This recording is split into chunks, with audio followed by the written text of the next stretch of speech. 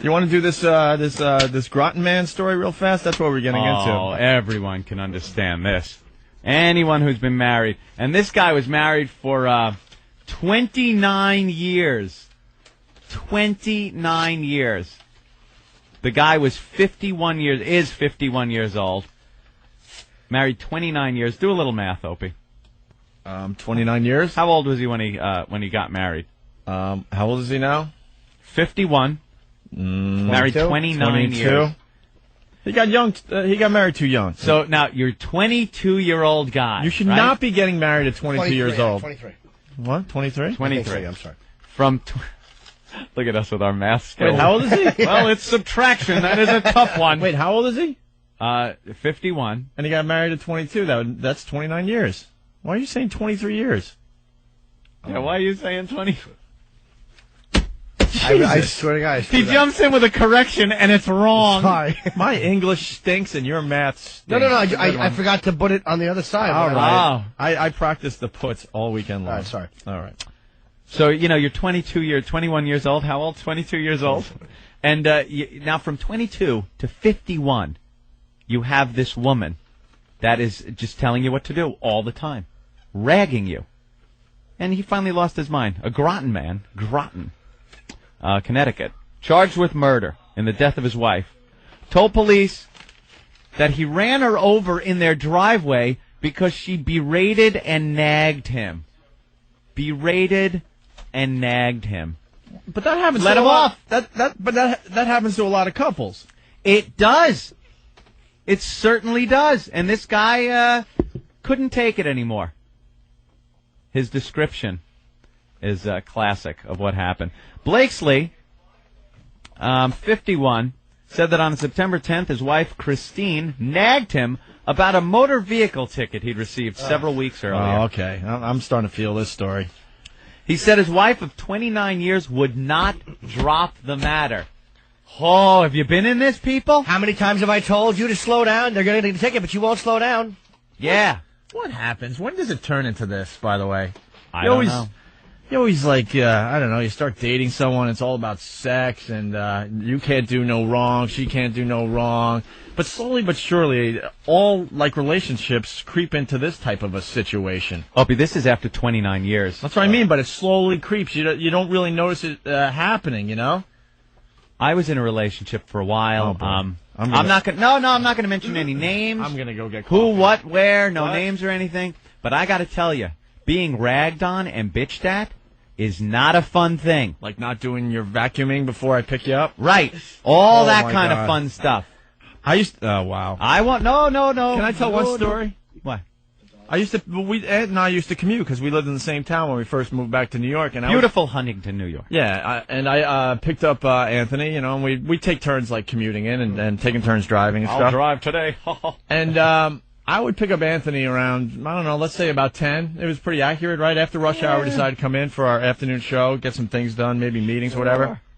And I'm thinking Anthony is not a morning person, so if I'm picking him up at 10, he had to have gotten up maybe 9:15. Yep. Seriously. Absolutely. And I would pick up Anthony, and this was more than once. Anthony would be at the front door, and his ex would be yelling and screaming at him.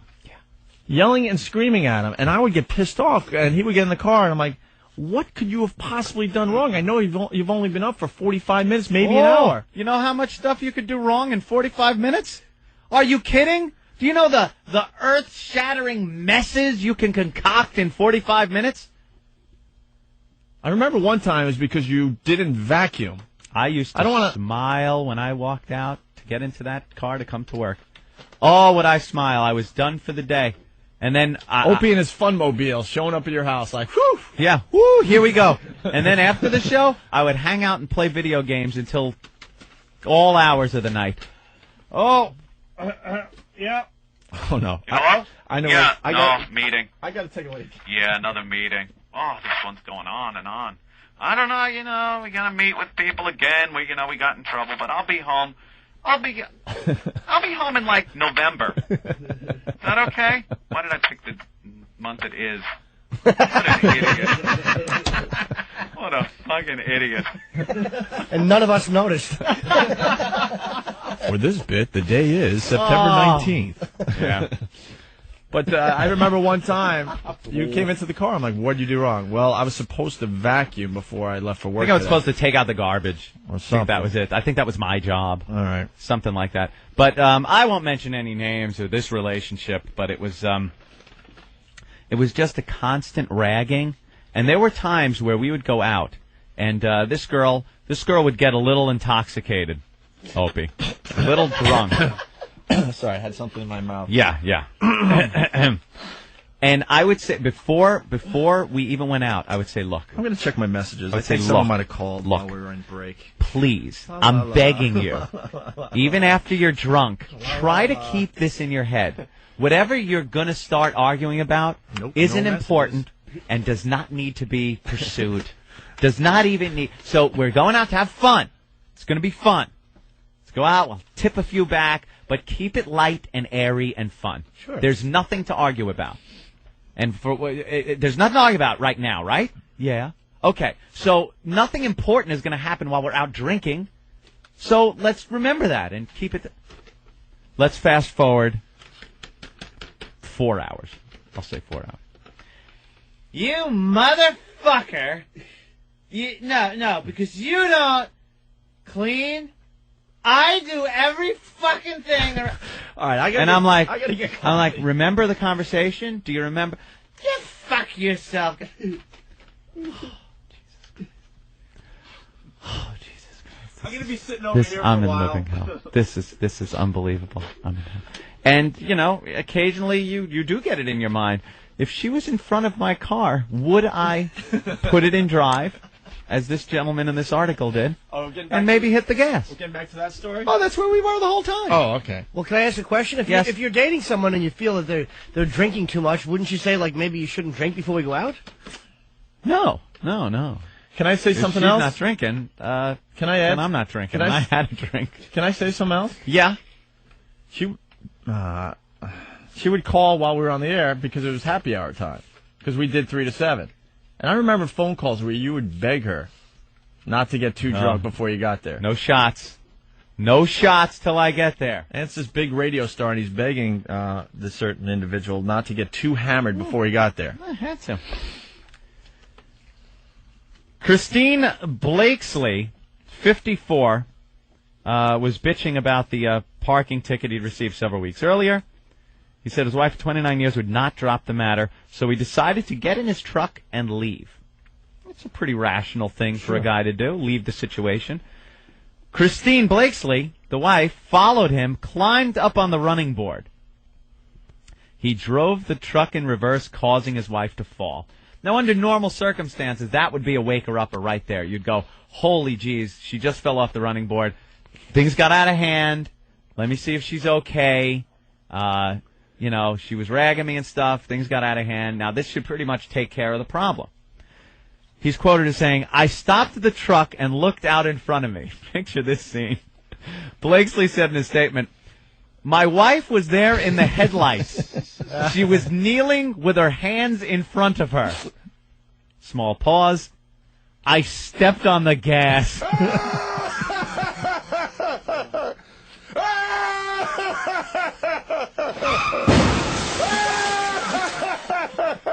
Oh. How great is that? I stepped on the gas. She never looked up. I just wanted to make her stop. I didn't think about the consequences. He just wanted to make it stop. That voice in his head. Just make it stop. That voice. Parking ticket. Back.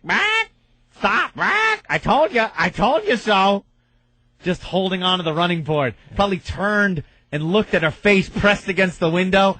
What are you doing? I told you. Where are you going? Get back here.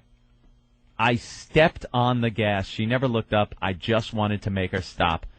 I didn't think about the consequences. I heard a thud. Then I thought I heard her scream. I didn't stop right away. I stopped when it came to me that I hit her. I kept thinking, oh my God, I just killed my wife. He said he returned to the house, and what did he do afterwards, Opie? Did he call 911? Did he check on her? Did he freak out? He went to sleep.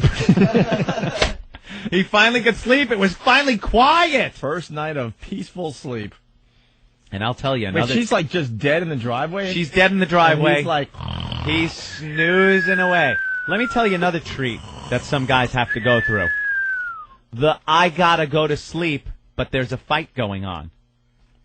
You're in bed. You have to get up for work. You're in bed. Is this a real story? Trying or is to this sleep. Something that you've heard? Let's just say I might be familiar with this certain situation. All right, I'm going to go sit back over here for a while. There's been a drunken argument.